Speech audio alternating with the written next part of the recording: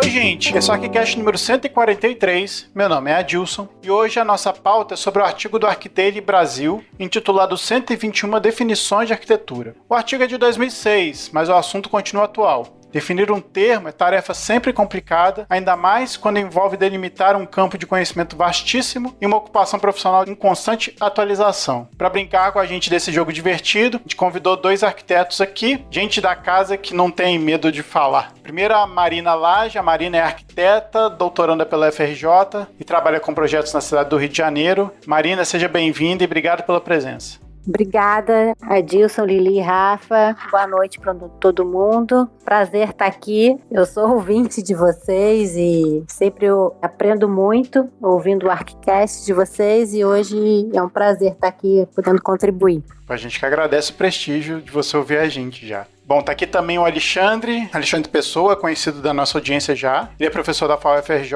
e doutor pelo ProURB. Boa noite, Alexandre. Obrigado pela sua presença aqui. Oi, pessoal. Eu que agradeço o convite. É sempre um prazer, é sempre divertido estar aqui com vocês. Tá aqui para conversar com os dois. Primeiro, Lili. Boa noite, Lili. Tudo bom? Boa noite, Adilson, Rafa, Marina, Alexandre. Dupla maravilha aqui com a gente. Muito obrigada pela honra e vamos dar uma olhada nesse artigo e nas visões e definições de arquitetura. Tá engraçado, tá curioso. Vamos que vamos. E tá aqui também o Rafa. E aí, Rafa, tudo bom? Beleza, boa noite, Marina, Alexandre. Obrigado pela presença. E não, a gente vai sair daqui com a definição de que é arquitetura mesmo, Brincadeira. É sério, é uma brincadeira séria. É sério, é só isso. Pô, 1h30 nada, não. Moleza. É esculpido isso aí na minha lápide. Né? Depois dessa a gente vai para os e-mails, comentários e outras cositas más.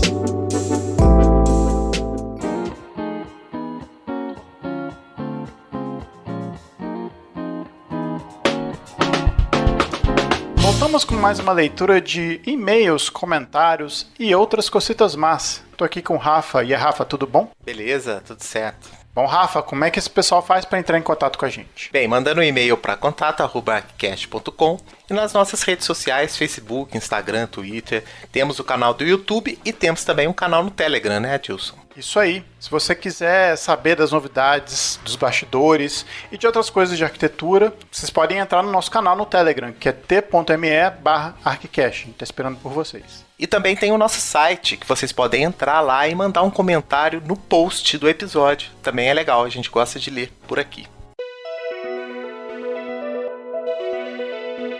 E foram prorrogadas as inscrições para o 8º Prêmio de Arquitetura Instituto Tomiotaki AkzoNobel, que é apresentado pelo Ministério do Turismo, Secretaria Especial da Cultura, AkzoNobel e Instituto Tomiotaki. O prêmio, voltado a arquitetos e arquitetas que tenham obras construídas nos últimos 10 anos, busca reconhecer as produções arquitetônicas de destaque na cena contemporânea brasileira. Serão 10 projetos selecionados que irão participar da exposição do Instituto Tomiotaki em São Paulo, além de serem registrados em um belo catálogo. E, desses 10 projetos, 3 serão premiados e anunciados na inauguração da mostra. Os premiados serão contemplados como uma viagem internacional para um membro da equipe de arquitetos responsáveis pelo projeto. E como a gente falou anteriormente, as inscrições foram prorrogadas. Além de gratuitas, elas podem ser feitas até o dia 9 de setembro de 2021 pelo site premioarquitetura.institutotomiotaki.org.br. E fica outro convite. Se você quer se aprofundar mais a respeito do prêmio, escuta o episódio especial que a gente fez sobre a 8ª edição, que reúne premiados, curadoria e depoimentos de quem teve o privilégio de participar de todo esse processo. Então não perde tempo, vai lá no site, se informe e participe. premioarquitetura.institutotomiotaki.org.br. Bom, Rafa, então vamos deixar a galera ouvir o episódio de hoje. Pô, foi muito divertido. E escutem até o final, porque lá no final a gente vai falar o que é arquitetura. Bom, galera, então a gente volta na semana que vem com mais episódio pra vocês. Bom cast. Bom cast.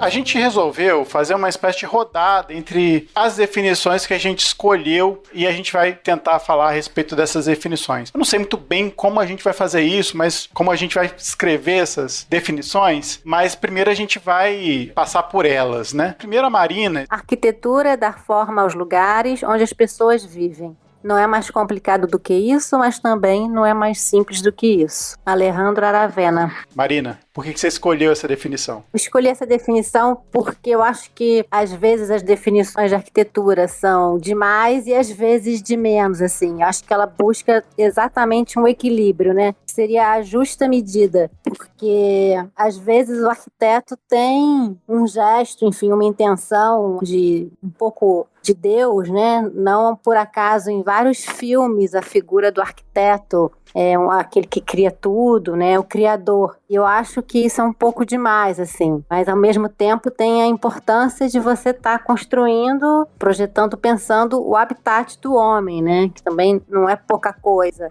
E aí eu acho que essa definição dele procurou tentar dar essa justa medida, né? Que não é nem tanto, mas também não é pouco. Foi uma das coisas que me fez escolher essa frase do Aravena. Ela ficou entre uma das minhas. Eu quase fui nela também, Marina. Eu achei interessantíssimo, né? Ele fala realmente... Olha, na verdade, né? Como assim, na arquitetura não é muito difícil de entender o que é. É difícil de fazer. Sim, mas os objetivos ali nem tanto, né? Eu, pelo menos, achei um pouco isso, né? Do Alejandro Aravena. Engraçado, né? Tentar reduzir a arquitetura numa frase curta. Essa primeira aí chega chegando, né? Porque nem tanto nem tão pouco. É só isso. Só. Mole.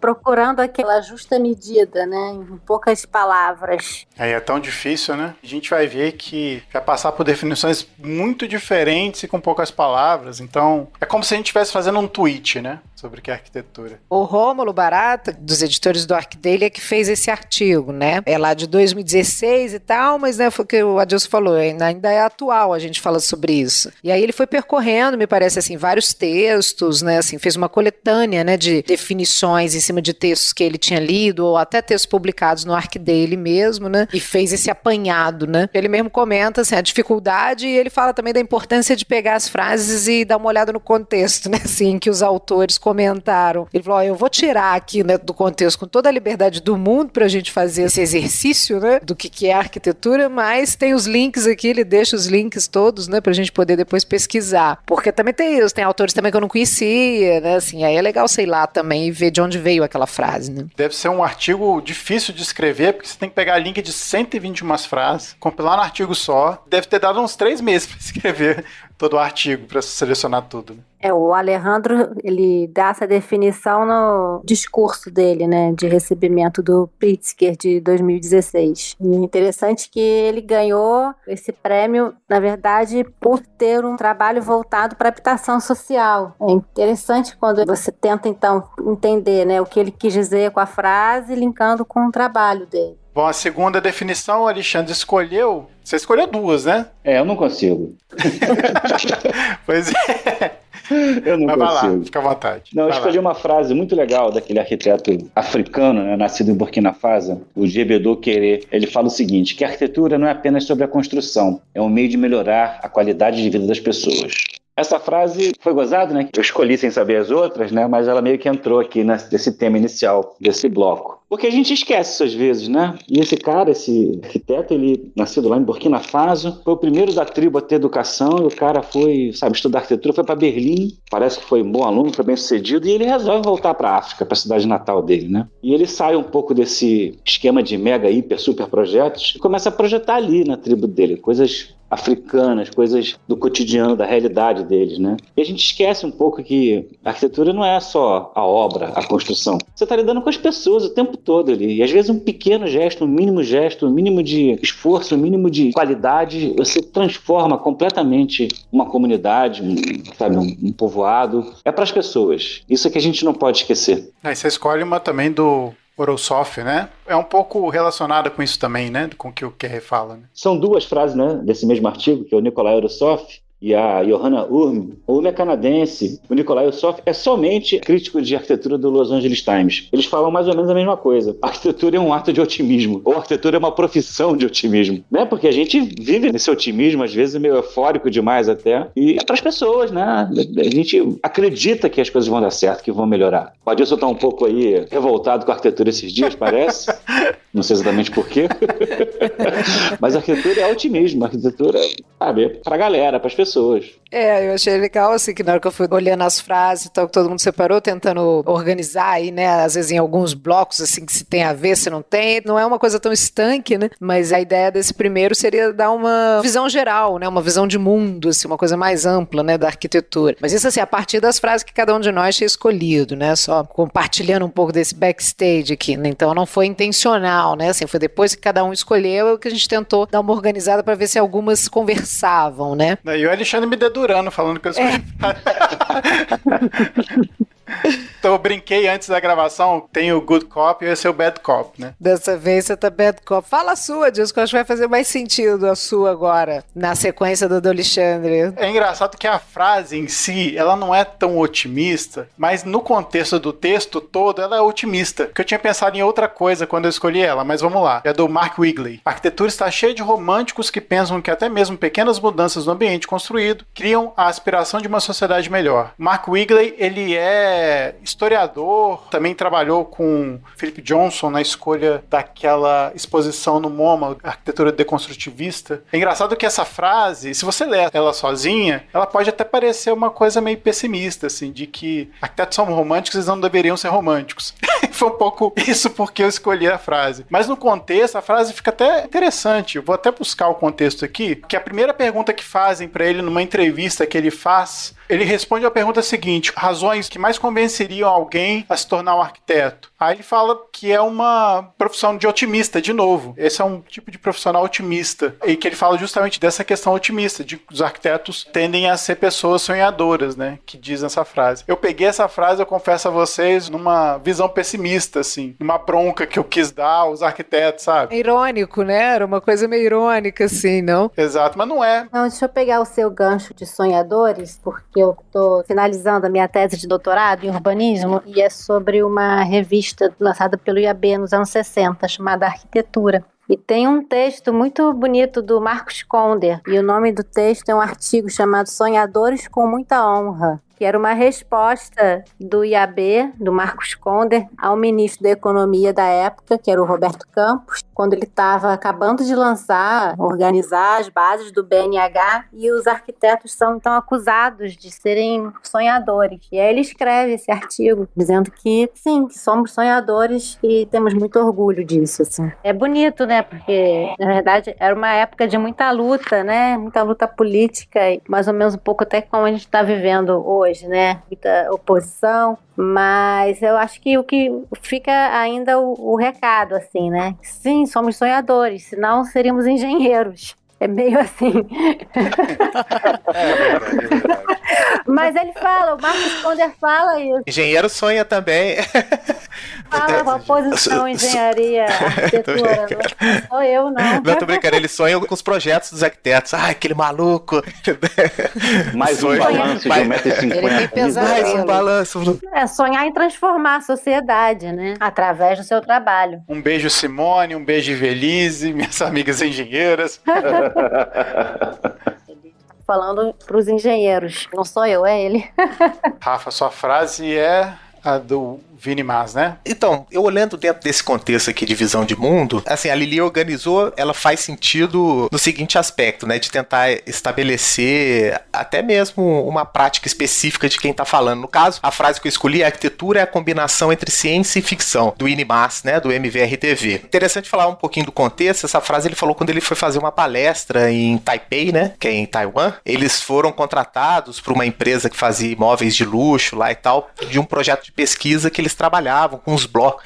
Eu acho que eu até vi um pouco disso quando eu tive a oportunidade de ver uma conferência deles numa congresso de arquitetos que teve no Rio. Não me lembro quem do escritório foi, mostrou uma série de blocos assim, tridimensionais, de várias cores que eles estavam fazendo ensaios de densidade e tal. Na época, assim, não entendi nada. E depois isso, acho que se transformou nessa exposição da estratégia que eles falam dos ataques de blocos, né? Eles pegam vários blocos e começam a fazer pequenas simulações de cidade para refletir sobre essa explosão demográfica e de densidade da cidade sociedades asiáticas. Bem, a frase surgiu nesse contexto, né, que a arquitetura é a combinação entre ciência e ficção. Eu achei ela bem interessante porque dentro dessa frase tem duas coisas interessantes da arquitetura. A ciência do ponto de vista de que você precisa de um grau de empirismo para poder dar resposta para algumas coisas, né, com método, e ficção no sentido de que é necessário pensar um pouco também para além dessa realidade, né? E eu me lembrei muito daquela frase que a gente já falou aqui várias vezes, né, da principal diferença entre realidade e ficção é que a ficção tem que fazer sentido, né? A realidade nem sempre faz sentido, mas a ficção tem que fazer sentido. Pô, ciência e ficção juntas, né, é meio que esses dois polos aí que a gente convive, né, de uma incerteza e a necessidade de dar solução rápida, coisa que as outras frases vão passando, assim, do ponto de vista das pessoas, né? E aqui não, aqui ele tá falando mais da prática e tal. Então eu achei essa frase bem impactante, assim. Eu acho a cara do MVRDV. A frase, né, assim, é a cara da prática deles, me parece, sabe? Eles trabalham numa instância ficcional de criação ali mesmo, assim, com toda a liberdade, né, apesar de estar tudo super embasado, né, há uma base científica, mas a própria linguagem, né, deles, assim, eu vi muito nesse sentido, uma ficção quase como um sonho, um desejo, sabe? Uma coisa meio assim também. É, mas ela tem método, né, essa coisa da ficção que ela precisa fazer sentido, né, acho que é um delírio otimista responsável, né? É um delírio responsável, exatamente. Alexandre, que gosta de quadrinhos aí, vai poder falar um pouco melhor sobre isso, né? Quando as narrativas, as histórias em quadrinhos, os arcos e tal, quando tem aquela furada, né? Todo mundo já cai matando pau, né, Alexandre? Aí é hora de tirar um coelho da cartola. É hora de ser otimista. Não, eu quase escolhi essa frase também, eu achei ela muito boa. Mas eu gostei da sua frase, Adilson. A gente é romântico no fim das contas, né? É, pois é. Eu acho que eu sou romântico no final das contas. Sabe aquela coisa assim de que quando você tá criticando alguma coisa em outra pessoa, na verdade você tá se criticando? É um pouco isso também. E acho também é um pouco você imaginar outras realidades, né? E trabalhar para construí-las, enfim. E você também não aceitar um pouco as coisas como dadas, né? Você conseguir vislumbrar modificações e trabalhar para isso. E é interessante dessa frase do Adilson também, que é mesmo que seja algo sutil, né? De uma pequena dimensão, a vontade de transformação, ela não tem tamanho comparado com aquilo que foi feito, né? Não, uma pequena ação ali, a gente tá sempre esperando que ela se reverbere e tenha melhoras e tal. Acho que a gente é romântico mesmo. Lili, tá faltando a sua. É, eu tô achando engraçado que a gente tá falando a frase do Adilson, na verdade é do Mark Wingley, né? Assim, a Sim, minha frase também não é Mas a minha minha. escolheu. Aqui eu escolhi. Exato, A frase do Marco exato. A melhorou minha muito não é agora. minha, é do Bernard Tchumi. Agora quem tá bem brocochô sou eu com essa frase aqui, ou o Bernard Tchumi.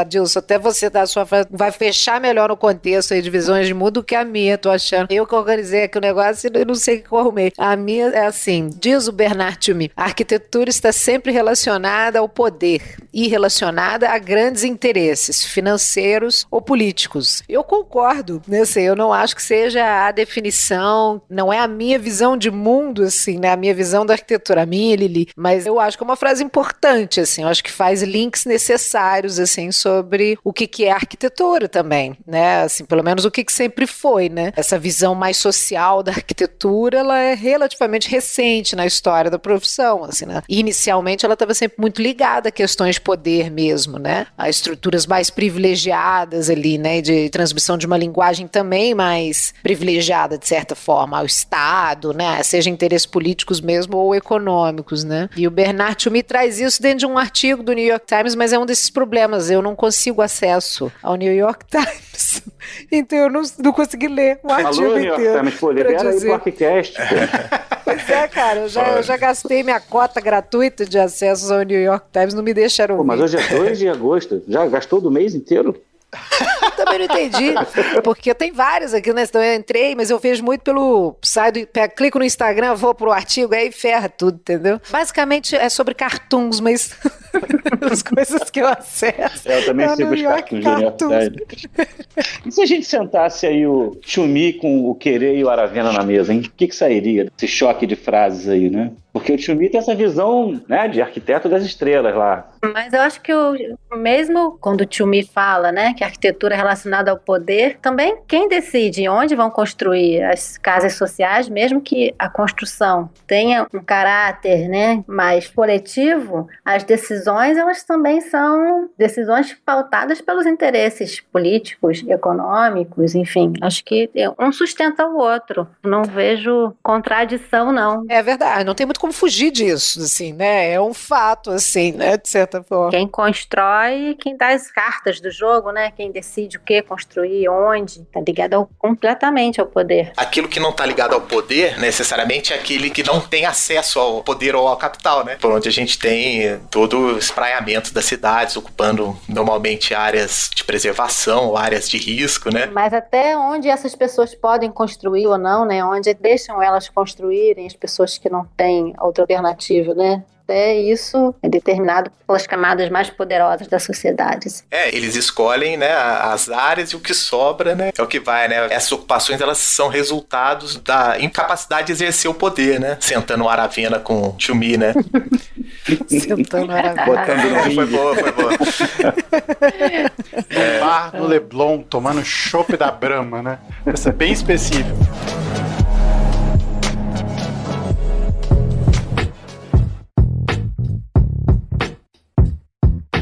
Agora, a gente pode ir pro bloco 2. Bloco 2, a Lili intitulou Tudo Muito Difícil. Vamos lá. Porque é uma sequência de frases que fala das dificuldades da arquitetura, eu achei curioso.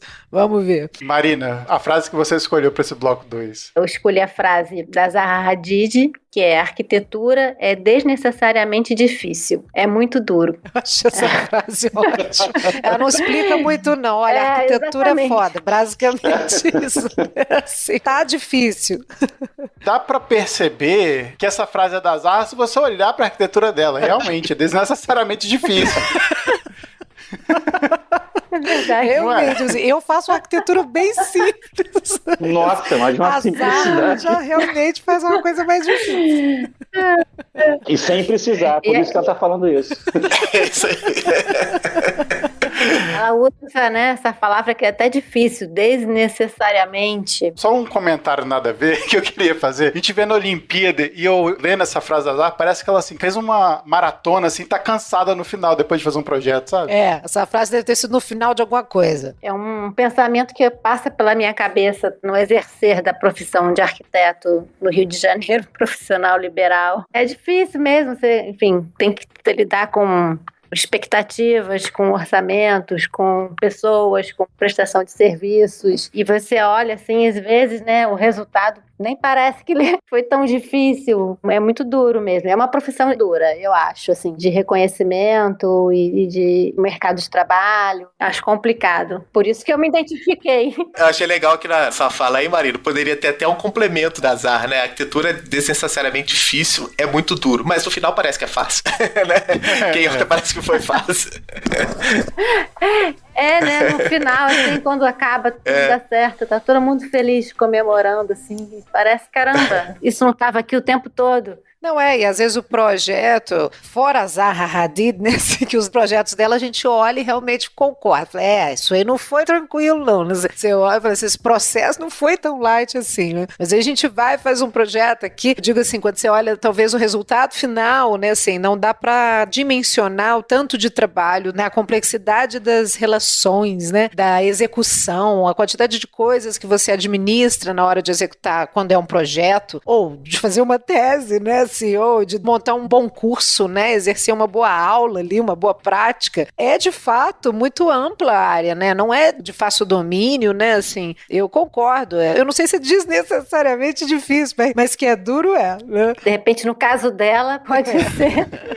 Alexandre, fala a sua frase aí que você escolheu. Essa frase aqui eu escolhi, eu tava lendo aqui em casa, né? Gostei muito da frase. Depois, sem querer, ela encaixou nesse tema aí. E eu acho que vai ser divertido aqui a nossa discussão agora. A Sarah Wigglesworth é uma arquiteta britânica, professora, e ela foi uma vez discursar numa conferência no Real Instituto Escocês de Arquitetos. Dos 19 palestrantes, só tinha ela de mulher na mesa. Encucada com aquilo, escreveu um texto depois que falava o seguinte, o título é o seguinte: a arquitetura é muito importante para ser deixada apenas para os homens. E ela começa assim, a desconstruir, né, o papel centrado na figura do homem, do chefe de escritório, do gênero. E é gozado que a gente acabou de falar da Zaha Hadid, né? Uma mulher poderosíssima, uma super arquiteta aí. E a Zaha está falando anteriormente que não é tão difícil assim, é difícil exageradamente. Mas a frase da Sara, né, que não tem que deixar só com os homens isso. A arquitetura, inclusive no Brasil, hoje é majoritariamente a profissão feminina. Mas quantas mulheres donas de escritório tem no Brasil? Quantas vocês conhecem? Além da Lili e da Marina, quantas vocês conhecem? Não sei dizer. Não, são muitas. Tava lendo, curiosidade, o relatório do CAL, aí, dia 31, né, foi o primeiro dia nacional da mulher arquiteta. Eu não sabia que mais de 60% dos registros do CAL são de mulheres. Mulheres jovens, né? Nas faculdades elas são maioria também, somos maioria também, né? Já há algum tempo, na verdade. Mas nos cargos de controle de poder ainda somos minoria. Mas chegaremos lá. É um ponto quentíssimo aí, né? E também esse material fala um pouquinho assim, é muita coautoria, né? Quase nunca elas são colocadas na ponta, na chefia de um determinado projeto, de grandes empresas e tal. Essa frase aí, boa escolha, Alexandre, porque é uma provocação e tanta, né? Tem um livro agora recente, acho que depois a Marina pode falar, que chama-se Cidade Feminista. Esqueci agora o nome da autora, Leslie Kern.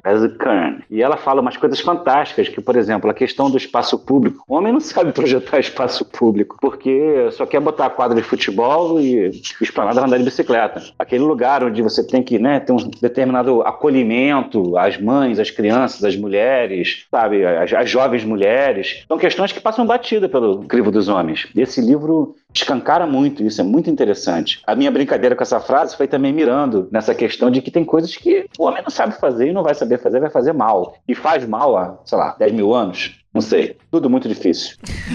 Tem uma segunda frase aí que você escolheu também, né? Eu discordo um pouquinho sobre a palavra arte, mas é a seguinte frase. A arquitetura é a única arte que você não pode deixar de sentir. Você pode evitar a pintura, você pode evitar a música, você pode até mesmo evitar a história. Mas boa sorte se tentar escapar da arquitetura.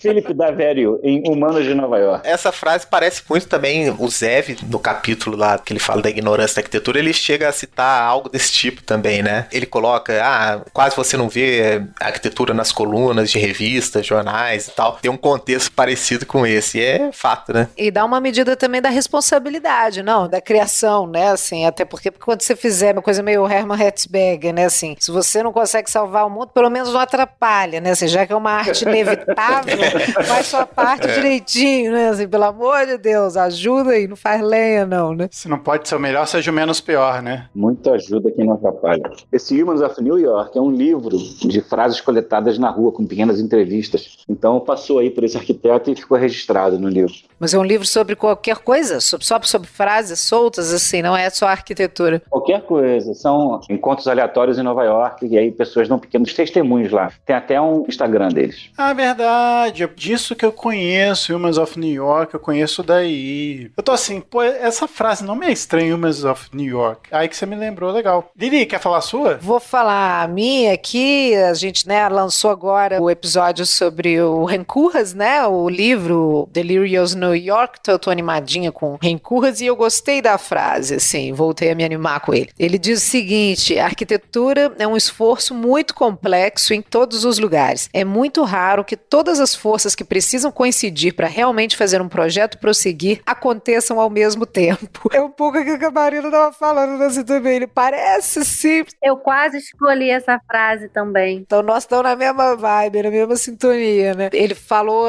isso dentro de um contexto de uma entrevista, que no link aqui do artigo do dele, né, cai num site, né, assim, tá por escrito, mas são extratos daquela série de documentários Helvética, Objectify, Urbanized, que são as entrevistas completas, assim, então acho que eles devem ter tirado de Urbanized, que é o Gary Hustwit, que é o diretor responsável, assim, né, então é ele que tá entrevistando diretamente o Rencurras, mas pelo que eu entendi do artigo, isso é parte do filme, dos documentários, né, daquela sequência de documentários. Pergunta pra ele um pouco por que ele acha que as cidades são tão feias, assim, e ele comenta, assim, das dificuldades de se projetar mesmo, né, aí o cara ainda questiona ele, pô, mas você foi pra China, né, e lá na China tudo é possível, lá parece tudo acontecer e tal, né, você conseguiu projetar coisas que ninguém consegue, né, como é que você pode dizer isso? E ele fala, não, na verdade, assim, muito mais coisa dá errado do que dá certo, né, assim, e de fato a coisa da China foi estar no lugar certo, na hora certa, com as pessoas certas, mas que é uma coisa que raramente se repete, né, então pelo contrário, contrário, né? Para as coisas acontecerem como a arquitetura é pensada para ser, é muito mais difícil. Então é um pouco um caráter utópico também daquela arquitetura que a gente imagina e desenha, da arquitetura que realmente você consegue construir, né? Eu achei que faz sentido, assim, né? Dentro da complexidade da arquitetura mesmo. Em muitas escalas, né? Envolvem vários pactos, acordos de vamos fazer isso assim até aqui, enfim, no tal prazo. Muita coisa pode dar errado, né? É muita gente. O cara perguntando assim, mas esse projeto é exatamente da mesma forma lá na China, na Itália, ele falou, não se trata disso. O projeto é sempre difícil, né? Assim, ele falou, eu não acho que um projeto na China é mais complexo do que um projeto na Itália, do que um projeto na Holanda, não necessariamente, assim, né? Ele falou, porque realmente para tudo dar certo é uma tempestade perfeita, né? Que nem sempre acontece. Então, achei bem interessante. Rafa, quer falar a sua? A minha frase, eu não consegui encontrar um contexto dela, porque tinha um paywall também. Então, assim, a gente vai ficar na dúvida aqui se ela é fake news ou não. Tá ok? Porque frase fora do contexto também é fake news. É o que? Arquitetura auditável?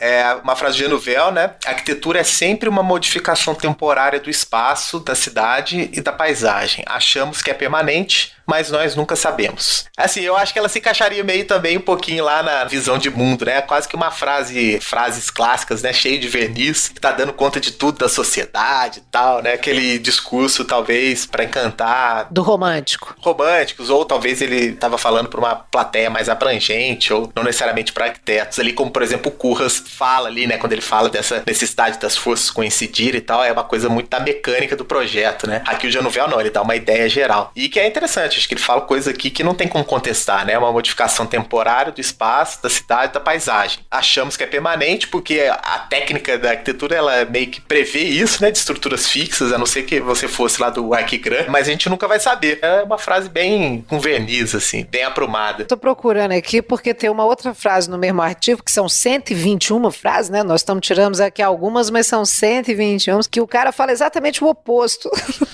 Fala da questão perene da arquitetura. Eu tô procurando aqui, daqui a pouco eu falo. Podem ir comentando. Tem uma frase que diz que vai durar pelo menos 100 anos, mesmo que não seja sorte, permanente. Com sorte. Mas eu acho que essa frase do Jean Nouvel, acho que tira até um pouco, né, do peso dos ombros, assim. É uma frase do Renzo Piano. A arquitetura é um trabalho muito perigoso. Se um escritor faz um livro ruim, as pessoas não o leem. Mas se você faz a má arquitetura, você impõe a feiura em um lugar por 100 anos. São bem complementares. É um pouco da frase que você escolheu, né, Alexandre? Que tem a ver com a presença da arquitetura, que é obrigatória, irremediável, né? É obrigatória, não é facultativa. Não tem jeito, está condenado ali. Não, tem uma frase que eu gosto que diz que o médico é o único profissional que pode enterrar os seus erros, né? O arquiteto pode, no máximo, botar uma plantinha assim na frente. Nossa, mas que horror, enterrar seus Ou um erros. Photoshop numa foto, né? Sempre você põe uma árvore, né, naquele ângulo que você não gosta muito, né? Da perspectiva. Uma samambaia bem bonita. Ou um vaso, né? Se for interior. Bom, minha vez aqui, né? Eu escolhi a frase do Juhani Pallasmaa, que a arquitetura é uma confusão de coisas irreconciliáveis. E é de um artigo, e nesse caso, eu acho que representa um pouco do desnecessariamente difícil da Zaha Hadid e um pouco dessa coisa meio complicada que a arquitetura muitas vezes é. Não parece para os leigos, mas ela é realmente muito complicada. De você atender desejos de alguém que quer, sei lá, morar numa casa nova que ele tá ali construindo e tá economizando anos e anos de salário, sei lá. Tem também a conciliação entre o que você vai fazer na legislação, obedecer questões de prefeitura, passa por uma vontade sua de fazer alguma coisa, de problemas técnicos, ou seja, é uma coisa realmente muito complicada de fazer, assim, você tem que juntar coisas muito diferentes e a arquitetura é quase um milagre quando às vezes você consegue fazer, né? Porque realmente, se você pensar no todo o processo, às vezes ele não é difícil, às vezes ele é complicado e tem uma diferença nisso, né? O complicado muitas vezes pode não ser difícil, mas o complicado ele é complexo, ele exige muito de vários braços que a gente tem que criar e fazer aquele projeto dar certo de alguma maneira, né? Tinha uma frase que falava um pouco de sorte, né? Você tem um pouco resultado da sorte das coisas que se juntam ali. Um pouco essa frase diz respeito a isso também. O Balasma, ele tem um trabalho muito calcado na cultura, numa visão mais, assim, de uma sociedade que se autoconstrói e tal. Eu acredito que tenha muito dessa questão de que é muito complexo, né? Você dar um resultado arquitetônico para algo que é muito volátil, né? E totalmente contraditórias em alguns casos, né? Forças que são muito contraditórias e tal. A gente não saber de fato o contexto, a gente fica até livre, né, para interpretar a frase dele, né? Mas é a ideia do artigo, né, assim também, né? Ele jogou vários, assim, justamente pra gente contrapor e interpretar mesmo, né? Você vê, teve uma que eu achei curiosa, na hora que eu fui ver quem era o autor, até não entrou aí no nosso caso, o Príncipe Charles. Eu até fui lá no artigo dele, ele fez um artigo para o The Architectural Review. O Príncipe Charles não é de todo mal, não. Tem muito arquiteto que fala muito mais bobagem do que ele sobre arquitetura, assim, né? Eu falei, olha aí. Ele gosta daquelas town plannings, né? Daquelas subúrbios ingleses, assim. Ele realmente não é um homem do seu tempo, assim, né? Ele ainda é hoje do seu tempo, quando jovem, né? É ainda o que ele pensa sobre as coisas, mas ele estrutura bem, assim, né? Ele faz um apelo interessante, assim, um meio linguagem de padrões, meio vocabulários tradicionais, soluções tradicionais para problemas que são seculares. Não tá de todo equivocado, sabe? Mas foi engraçado. A frase dele, só por curiosidade, né? Apesar de não ter entrado, a arquitetura é uma linguagem. Os novos projetos devem obedecer a regras gramaticais para evitar dissonâncias com as estruturas existentes. Ou seja, vamos deixar tudo como está. É um conservador, como não, né? Mas baseado em coisas ali, experiências que dão certo, de certa forma, né? O que ele tá reivindicando. Não é um inovador, mas não é um ignorante, sabe? Foi interessante. Tem isso também, né? A gente pega fora de contexto, mas chama atenção até pelos autores, né?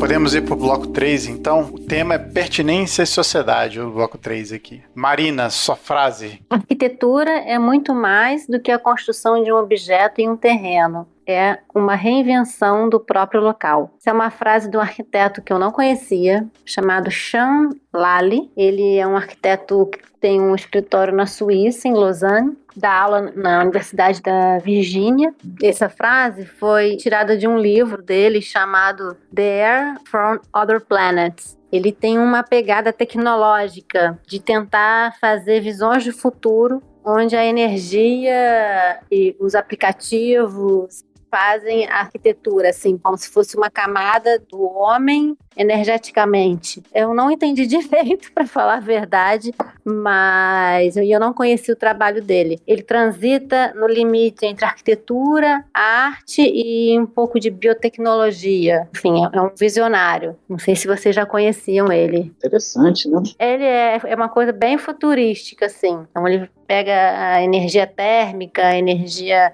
do movimento cinética, para fazer experimentos que teriam, então, uma arquitetura do futuro, muito ligada à tecnologia e à tecnologia dos dispositivos e aplicativos. É curioso porque a frase eu achei assim, né? Eu também não sabia nada dele, assim, né? Mas me passou uma coisa muito mais assim, fenomenológica, sabe? Do que propriamente, né, tecnológica ou ambiental, assim, a frase. Bom, no contexto do livro, né, também deve fazer mais sentido isso, né? Mas eu achei bem assim, essa uma coisa meio heideggeriana, assim, né? Construir e habitar, sabe? Sim, uma reinvenção do próprio local me remeteu a uma coisa mesmo mais poética, né? Da construção como algo existencial ali mesmo, né? Que dá uma identidade, qualifica, né? Eu achei bonito, me remeteu um pouco aos fenomenólogos lá que eu gosto de estudar. Eu escolhi essa frase também justamente por isso, ter o exercício de você imaginar outros cenários, né? Outros futuros, outras possibilidades. E a arquitetura, então, como um instrumento para isso, para você fazer modificações. E o contexto foi um pouco até diferente da minha praia, enfim, eu realmente não conheço muito. Tô entrando aqui no site dele, ele também tem um podcast, chama Night White Skies.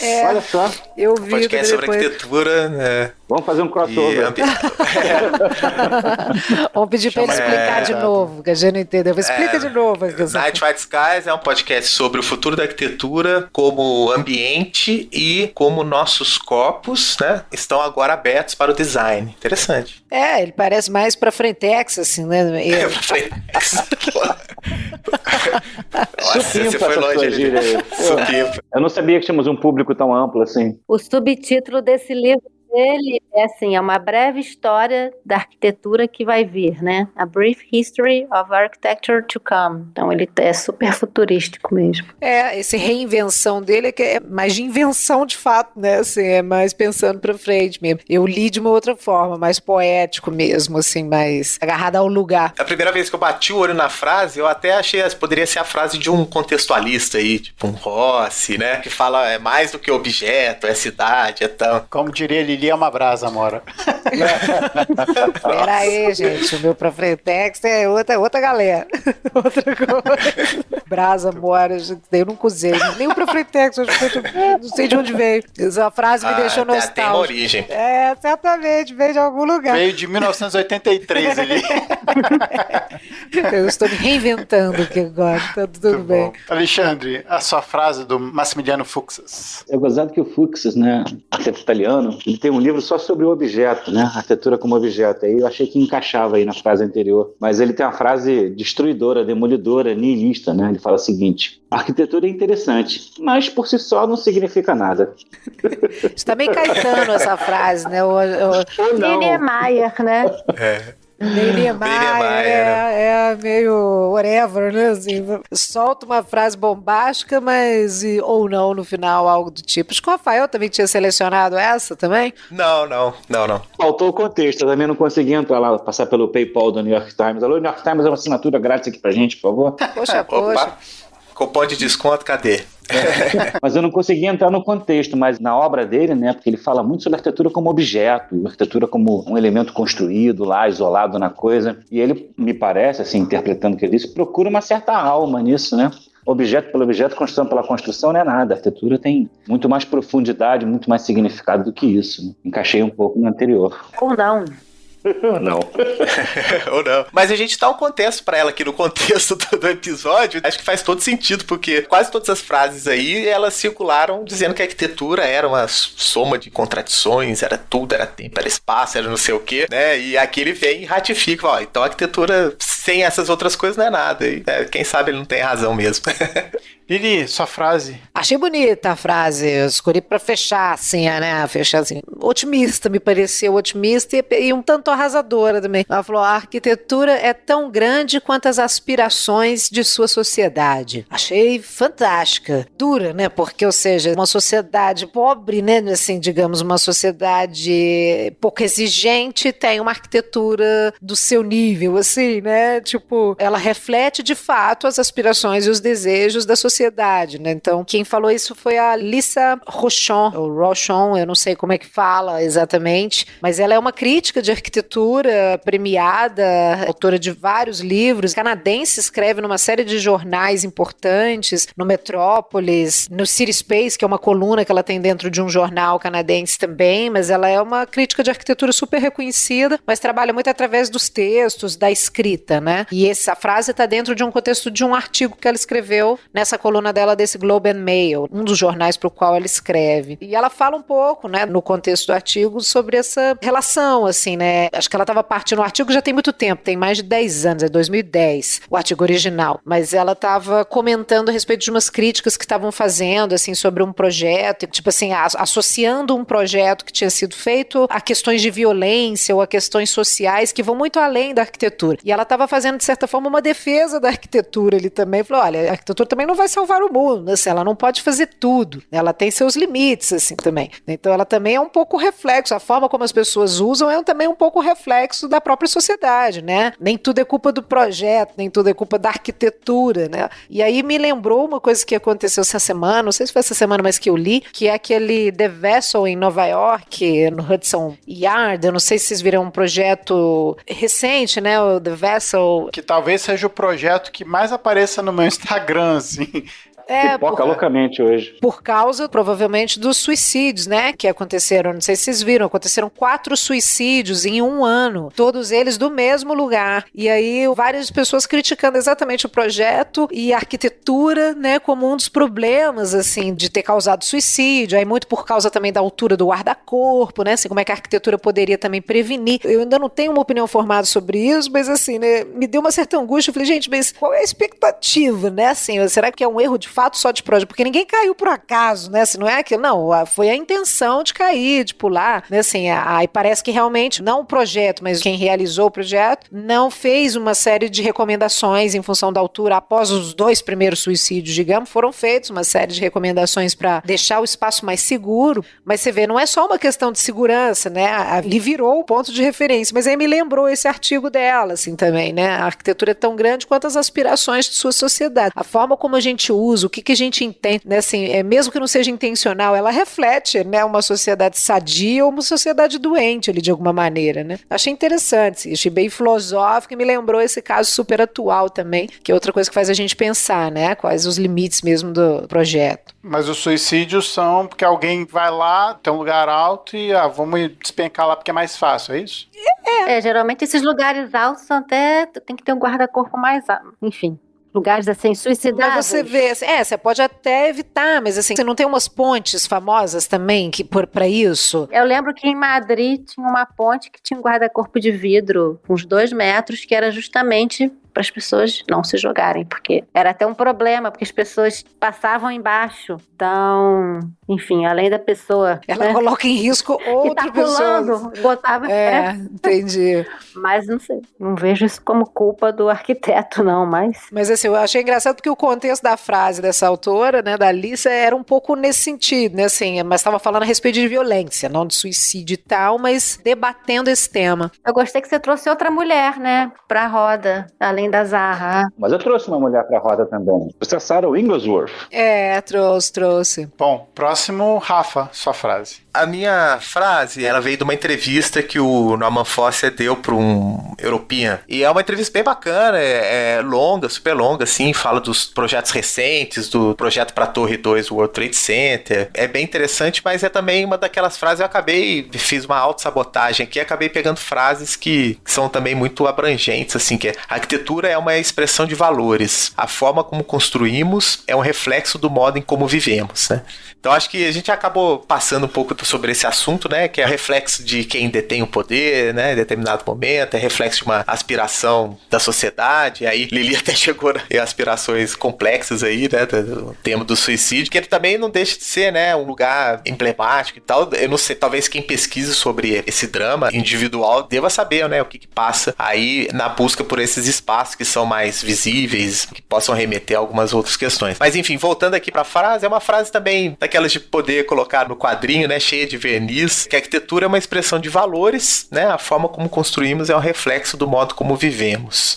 Não como todos vivemos, né, como alguns de nós pode viver e tal, entra um pouquinho naquela questão do poder ali. Acaba que também o que vai ficando registrado pela história, né, é aquilo que de fato tá na mão dos mais poderosos, né? A gente estuda a história da arquitetura, a gente estuda as pirâmides, as catedrais, né, as igrejas barrocas, né, as casas das famílias milionárias modernistas e os shopping centers, né, a história da arquitetura vai ficando sempre com essas... E tudo que vai acontecendo ao redor vai ficando numa história encoberta, que eu acho que agora a gente está resgatando, buscando esse entendimento maior dessas questões. Eu acho que é um pouco reflexo do nosso tempo, e também nessa entrevista ele fala aqui, só para também não me estender muito, da questão relacionada ao meio ambiente, planeta, e produzir com alto desempenho com baixos recursos e tal. E aí ele entra em umas discussões até curiosas, ele fala que não, em determinados momentos é melhor você construir uma grande infraestrutura do que sair fazendo pequenas infraestruturas, né, numa ideia de respeitar o território. Pelo contrário, você está tendo gasto excessivo do que, de repente, você concentrar tudo em um único objeto arquitetônico. Aí que eu me lembrei que ele fala do aeroporto de Pequim, né, que trabalha com uma cobertura única, aí tem os espaços lá dentro que conseguem dar um pouco um ar intimista dos espaços e tal. Então a entrevista é bem bacana aí, uma definição interessante. Complementando, Rafael, você está falando isso, eu tenho do Herbert Muchamp, uma das frases aqui, fala: arquitetura é uma história do estilo escrita pelos vencedores. Isso aí.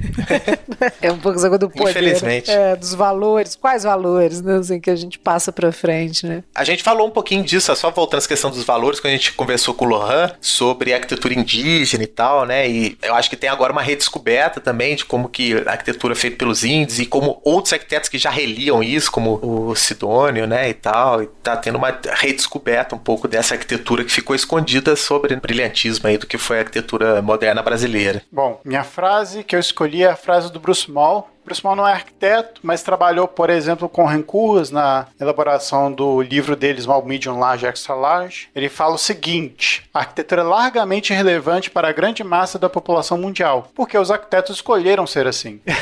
Chave de ouro, hein?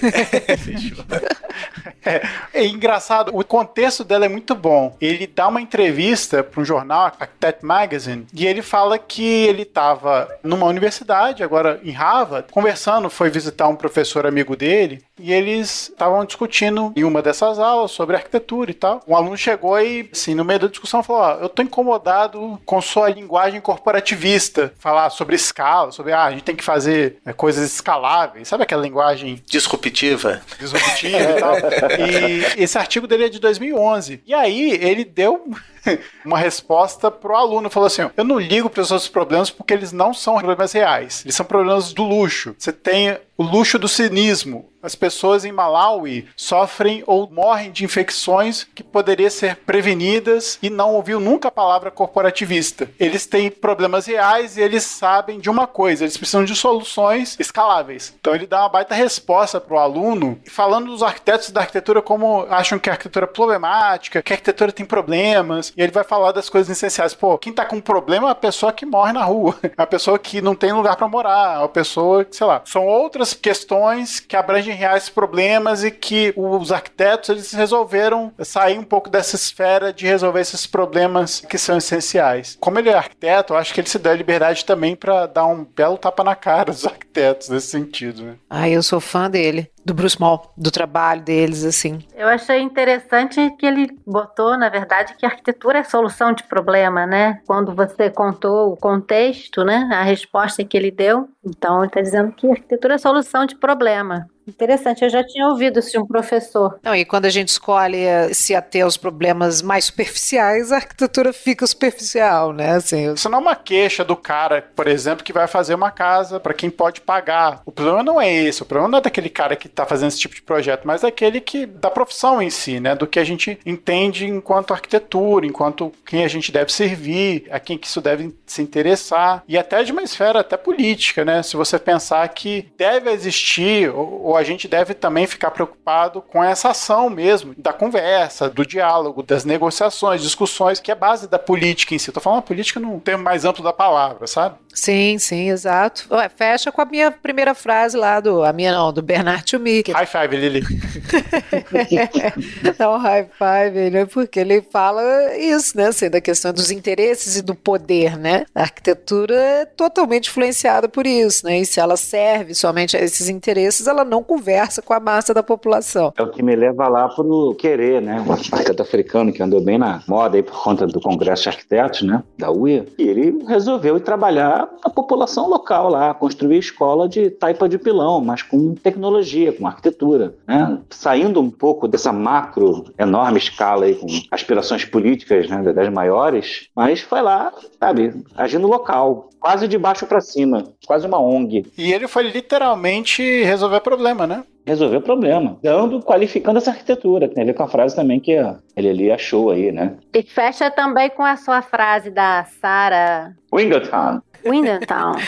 E diz que as mulheres também têm que estar nessas posições de poder, né? As mulheres têm que estar nessa posição de tomar essas decisões, porque senão a gente só vai construir arquitetura para quem decide as coisas, né? Então tem que, para construir um espaço que seja mais plural, tem que ter as mulheres também, enfim, nesse espaço de exposição. Não só as mulheres, como todos os estratos da sociedade, né? Verdade. A gente já conversou isso em algum momento aqui, não me lembro qual, né? Que eu acho que vai direto na educação, né? Assim, na educação, não só na formação de novos arquitetos e arquitetas aí, na faculdade de arquitetura, mas também de levar a arquitetura para o ensino fundamental, né? O Paulo Mendes da Rocha, no fim da vida dele, em várias palestras, ele falava sobre essa necessidade de o arquiteto aprender a educar também, em outras esferas, né? Acho que é bem... A gente sempre acaba voltando para esse ponto da educação, né? O aluno passa 5 anos estudando arquiteturas que atinjam um determinado público do topo da pirâmide, né? Que estímulo esse aluno vai ter, né? Como o Guerreiro teve pra voltar pro seu destino. Ele tinha a história dele, né, de vida, que era fácil dele pegar aquele ferramental e adaptar, mas e a média?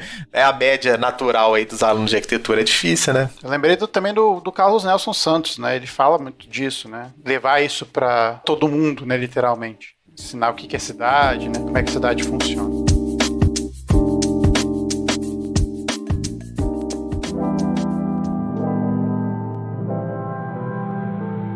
Então, finalizando aqui o nosso papo, a gente vai para nossa rodada de dicas. Marina, você tá com a sua dica? A minha dica é o livro Cidade Feminista, da Leslie Kern. Ela é uma urbanista canadense e ela está justamente falando da cidade, o gancho que a gente falou, que as cidades, elas são hoje, até hoje, construídas pelos homens. Então, são cidades feitas para os homens. O cidadão anônimo, para quem o planejamento urbano faz a cidade, é um homem cisgênero e branco. Então, enquanto as cidades forem continuar sendo feitas para esse cidadão que, na verdade, tem a intenção de ser um anônimo, mas não é, as cidades vão continuar com as suas falhas, enfim. E fala também um pouco da função da mulher, que é de você ser cuidador da família. E como a cidade deveria ajudar a mulher a ter esse papel que é importantíssimo, né, para a sociedade, função criadora e cuidadora. Então, como a cidade deveria ajudar. É sobre isso. Chama Cidade Feminista, a luta pelo espaço em um mundo desenhado por homens. É um livro pequeno, super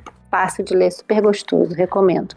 Alexandre, tá com essa dica aí? Não, na verdade, a minha dica eu só quero bater na mesma tecla e reforçar essa dica, que eu estou meio fascinado com esse livro. A gente começou a falar sobre isso no ateliê 2 de urbanismo lá da FAO, e assim, foi impressionante a voz das alunas, né? Como é que elas se sentem vulneráveis na cidade com um monte de coisas que nós, homens brancos, cisgêneros, de 1,75 m, não damos a menor bola para isso, a gente não entende disso. E é incrível como é que tem que falar isso no século XXI ainda, né? Reforça a dica aí, maravilhoso o livro. Lili, você tá com a sua dica? Eu tô inspirada aí nos autores das frases. Eu vou indicar o Instagram do Bruce Mall, do escritório dele de design. Bruce Mall Design, é o BMD, só digitar lá o nome. O site deles também é sensacional. Eu gosto muito de seguir perfis de design, assim, acho que não só a linguagem visual mesmo do feed e tal, são bem agradáveis e inspiradoras, como, assim, cada um deles traz muita informação, que te remete a vários outros trabalhos. Ele também, né, faz muita parceria com arquitetos, né? É arquiteto, mas faz muita parceria com escritórios de arquitetura também. É fantástico, assim. E mesmo o trabalho dele com design, com marcas mesmo, é especialíssimo, assim. Vale muito a pena, super agradável. Bruce Mall Design, BMD, no Instagram.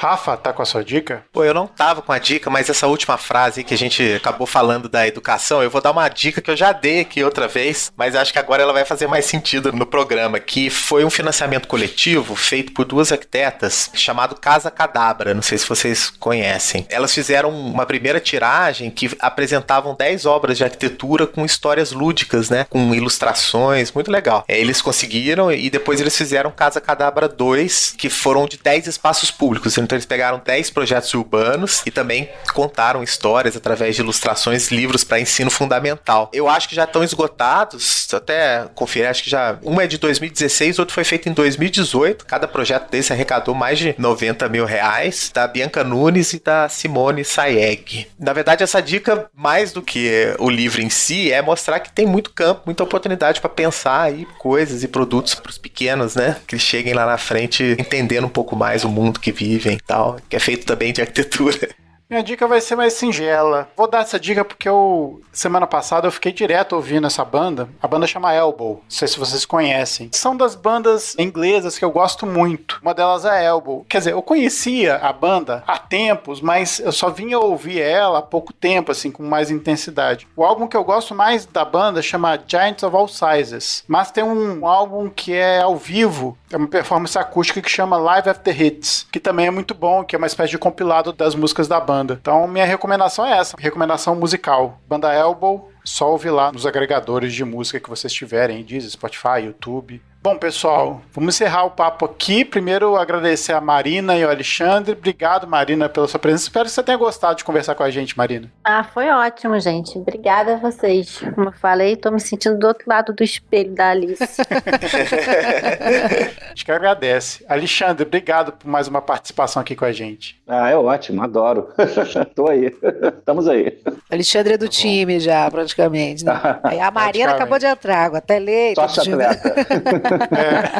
Lili, mais um episódio. Mais um, foi bacana, fluiu bem, cheio de frases boas. Também convido a galera a olhar lá o artigo do Rômulo original, né? Porque é até difícil de selecionar várias outras frases legais lá. Podem sugerir outras, se quiserem uma rodada 2, cabe até uma rodada 2, né? Nesse tipo de cast, né? Mas valeu, gente. Bom mesmo. Obrigada, Alexandre e Marina. Foi um prazer tê-los aqui. Rafa, mais um, né? Mais um, obrigado Marina, Alexandre por terem participado. Eu acho que agora a gente pode escrever a ata da banca, né? Definir o que é arquitetura. Praticamente, A gente vai se despedindo, voltando semana que vem com mais um episódio para vocês e até mais.